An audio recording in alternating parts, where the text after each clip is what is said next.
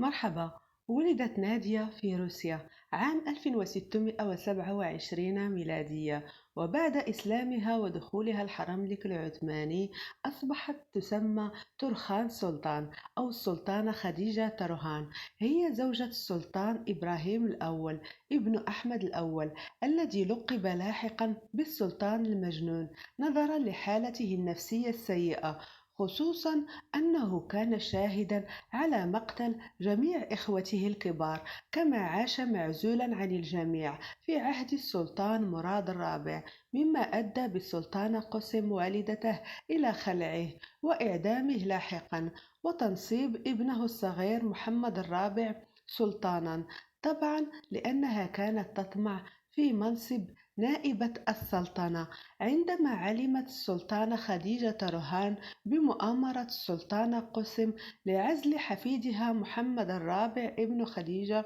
واستبداله بحفيد آخر لها من أجل التمكن من إدارة الدولة العثمانية براحة أكثر، فانزعجت تورخان كثيرا لقرار السلطانة قسم التي لم تكن تطمئن لها أبدا، فأمرت تورخان بإعدام السلطانة قسم خنقا عام 1651 ميلادية، وبذلك أنهت السلطانة خديجة تورخان عقودا مما يعرف بسلطنة الحريم، أي تدخل سيدات الحرم السلطاني في شؤون الدولة وتغلغل نفوذهن في أجهزة الدولة والجيش الانكشاري. ونظرا لعمر السلطان محمد الرابع الصغير على مباشرة أمور الدولة، تولت والدته السلطانة خديجة تورخان نيابة السلطنة وهي في عمر 24 عاما، لكنها لم تتولاها بطريقة السلطانة قسم،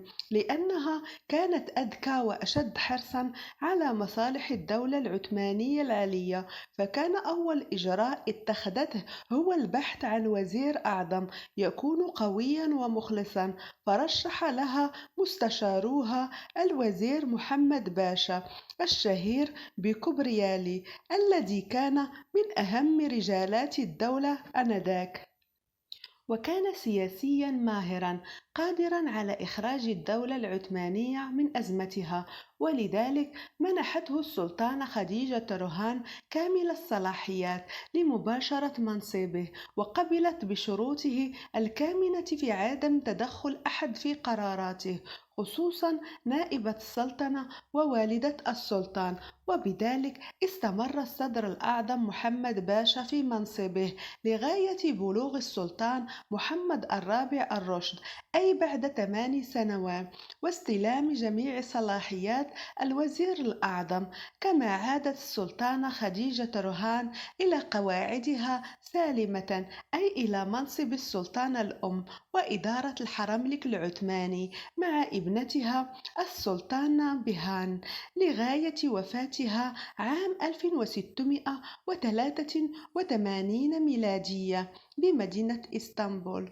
وقد كانت قبل وفاة ابنها محمد الرابع الذي توفي عام 1693 ميلادية، الذي اعتلى العرش في سن 7 واستمر في الجلوس عليه لمدة 39 سنة، ليصبح بذلك ثاني أطول السلاطين العثمانيين حكما بعد السلطان سليمان القانوني، وذلك بفضل والدته التي أنهت عادة قتل السلاطين وأعادت القانون السابق للدولة العثمانية في تسلسل ورثة العرش من السلطان إلى الابن وليس الأخ. وختاما، المرجو ترك ملاحظاتكم وتعليقاتكم على الفيديو والضغط على زر الإعجاب والجرس والاشتراك بقناتنا ليصلكم كل جديد.